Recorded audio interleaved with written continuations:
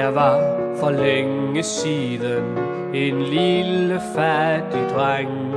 Hans mor kaldte ham Tommeliden, og når han lå der i sin seng, så fortalte hun ham eventyr fra vest og øst og syd og nord, om sjove mennesker og sjove dyr.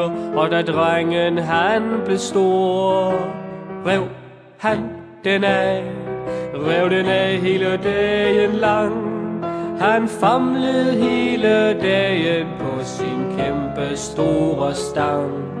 Han kunne ikke lade den være, han måtte knuppe knold, mens han lystigt fantaserede om nisse, alf og trold.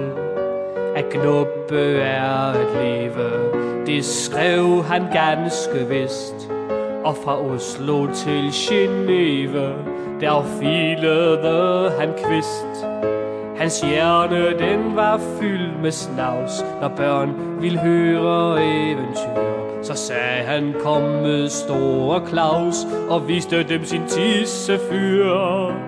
Han rev den af, rev den af hele dagen lang. Han famlede hele dagen på sin kæmpe store stang. Han kunne ikke lade den være, han måtte knuppe gren. Altid havde han hånden nede ved de vise sten. Svinedreng, ved din svinedreng, dit fyrtøj kunne du ej lade være.